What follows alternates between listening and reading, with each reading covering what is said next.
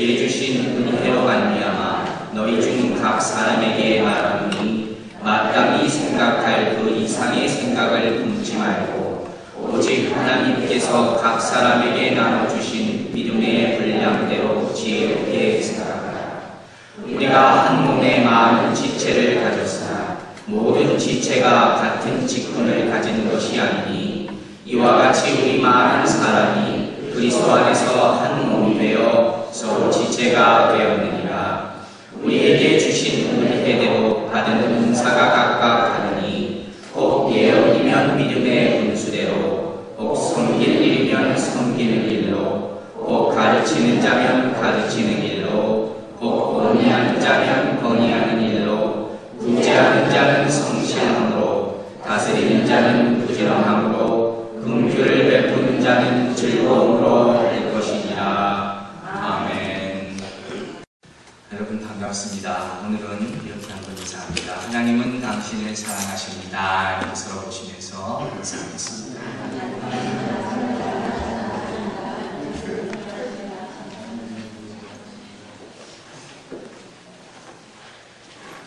우리 찬양팀 보니까 우리 찬양팀 얘기를 제가 하면은 싫어할 수도 있지만 나쁜 얘기는 아니니까 우리 회식한 이후 숫자가 점점 줄어들고 있습니다.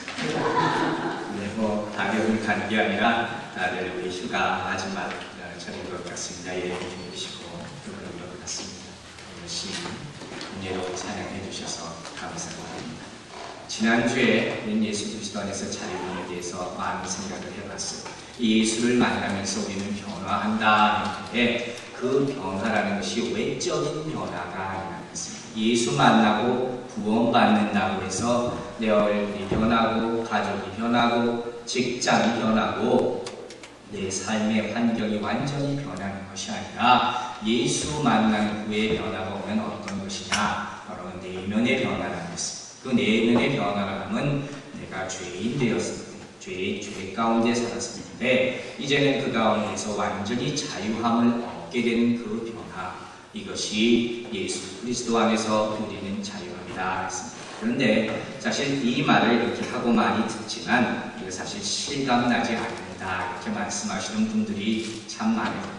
왜냐하면 내가 죄 가운데 있다가 이제 자유함을 얻었다, 이게 도대체 뭔가 사실 굉장히 추상적인 그런 얘기일 수도 있다는 말이에요. 그래서 오늘은 스웨드에서 좀 더 쉽게 제가 잠깐 설명을 하자면 변화된 그리스도의 삶, 이 특징은 무엇이냐? 가장 큰 특징 중에 하나는 뭐냐면 내 자신에 대해서 알게 되는 것이에요. 주제 파악한다는 말이 있지 않습니까?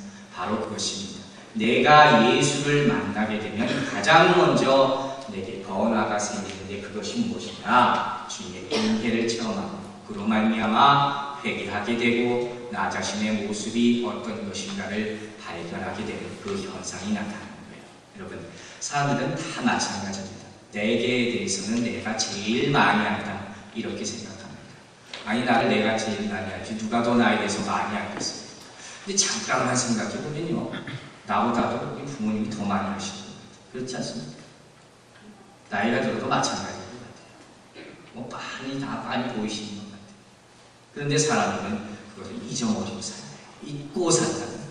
그래서 항상 내게서는 내가 제일 많이 안다. 내 능력도 내가 알고 내가 갈 바도 내가 안다. 항상 자기 중심적으로 되는 거예요.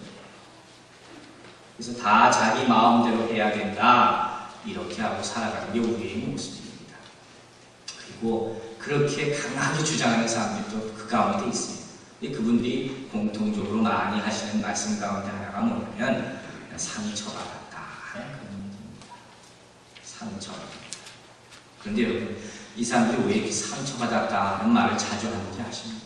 그 근본적인 이유는 어디냐면 자기 자신의 존재가 뭔지를 모르기 때문이고 자기가 지금 사는 목적이 뭔지를 모르기 때문이고 자기가 지금 하고 있는 일의 이유가 뭔지 모르기 때문이에요. 그냥 하는 거예요. 하면 좋다니까 하는 거예요. 그것뿐이지 내가 왜 이렇게 살고 있고 무엇을 위해서 이렇게 하고 있는지 그 근본적인 이유를 모르기 때문에 조금만 무슨 일이 생기면 상처가 힘들어요. 오늘 보면 7절 보면 어떤 말이 나오냐면 섬기는 일이면 섬기는 일로 라는 말이 나옵니다. 지체들이 각각 은사에 대해서 사도 바울이 설명하고 있는데 다른 모든 경우는 이 수식어가 다 틀리게 어떤 섬기는 모양대로 다른 수식어로 설명을 하는데 이 섬기는 일에 관한 것과 가르치는 일에 관한 것과는 같은 단어로 수식을 한다. 섬기는 일은 섬기는 일. 자, 이 뜻은 무엇이냐? 섬기는 일을 하면은 끝까지 시작했으면 처음부터 끝까지 섬기라는 거예요. 다른 수식이 하나도 필요 없어요. 내가 봉사한다면 그냥 끝까지 봉사하는 거예요. 근데 문제는 무엇입니까? 처음에는 내가 섬기려 하는데 시간이 흐르면서 우리는 섬김을 받으려 하는데 거기에 문제가 있는 거예요. 여러분들 부모들은 다 아실 겁니다. 아이들에게 돈을 주지 않습니까? 아이들이 뭐 사 먹고 싶습니다. 장난감 사주세요. 돈 달라고 막 졸라게 합니다. 그러면 돈 줄 때 그냥 쉽게 주십니까? 막 쉽게 주시는 부모는 거의 없을 거예요. 항상 뭐라고 한마디씩 합니다. 그렇게 하는 것이 교육적으로 좋다는 말도 하지만 이렇게 얘기하는 말씀들을 제가 들은 적이 있습니다. 아이들이 돈 달라고 하는데 그냥 잔소리 하지 말고 그냥 줘라. 그냥 주는 게 좋다. 왜? 그 아이들이 돈 받는 그 순간에 무슨 다른 생각 하겠어요? 나 지금 빨리 돈 받아가지고 과자 사 먹으러 가야 되는 이거 하나밖에 아무 생각 없는 거예요. 근데 그 아이를 앞에다 놓고 내가 돈을 어떻게 벌었느니부터 시작해가지고 어떻게 저축해서 이 돈이 너에게 어떻게 쓰여질 테냐 장황하게 설명하고 아이들은 듣습니다. 안 들어요. 그때 아이들은 어떻게 생각할 것 같아요? 어떤 일이 이렇게 생각합니다. 야, 그 돈 좀 받기 이렇게 힘드나? 이게 생각해야 된다. 주려면 그냥 주세요. 그러면 아무 탈이 없어요. 그런데 다시 받으려 하니까 내가 상처가 생기는 거예요. 뭐고 간소리 듣고 싶어요. 그러니까 섭섭하고 불만족도 이게 자꾸 생기는 거예요. 이게 우리 모습이에요. 내 자신은 안 그런 거겠죠. 다 그랬습니다. 여러분 어렸을 때 초등학교 때 그런 놀이들 다 한 번씩 해보셨을 거예요. 친한 친구 등에다가 종이에다 써서 붙여놓습니다. 나 바보 뭐 이렇게 써서 붙여놓습니다. 그럼 얼마나 재밌습니까? 애들은 그것도 모르고 막 재밌게 돌아다녀 다 잘났다고 돌아다녀. 이거 얼마나 불쌍해요. 그게 우리의 모습이라는 거예요. 내가 뭘 하고 있는지는 몰라. 그러면서 다 알고 있다고 내가 잘난 줄 알고 사는 게 우리의 모습이다 하는 그런 얘기입니다. 사도 바울을 생각해 보세요. 그가 어떤 사람입니까? 그 당시 최고의 엘리트예요. 율법에 정통한 사람, 이 사람이 사도 바울입니다. 그런데 어떻게 보면 이 사도 바울은 엉뚱한 데 열심히 살았어요. 살아야 되는 목적이 뭔지를 몰랐다는 거예요. 예수 믿는 사람을 죽이기 위해서 그것 쫓아다니라고 온갖 힘을 다 쏟고 다녔어요. 자기의 열심이 뭐가 어떻게 잘못된 것인지 얼마나 잘못된 것인지 모르고 예수 만나기 직전까지 그러고 살았다는 거예요. 이건 뭘 얘기합니까? 우리 다 똑같아요. 이와 같은 방법대로 우리도 사는 거예요. 왜 사랑하는지 모르고 살아요. 왜 살아야 하는지 모르고 사는 거예요. 여러분 생각해보세요. 어떤 사람이 나를 사랑해요. 얼마나 좋습니까? 사랑하는 것까지는 좋은데 나를 사랑해 주는데 내가 원하는 방식대로 사랑했으면 좋겠어요. 그렇죠? 근데 안타깝게도 나를 사랑하는 사람이 나는 이렇게 해줬으면 바라는데 자기가 원하는 방식으로만 사랑을 해줘요. 그럼 그거 이해될 수가 있겠어요? 처음 잠깐은 좋을 수 있지만 자꾸 불편한 거예요.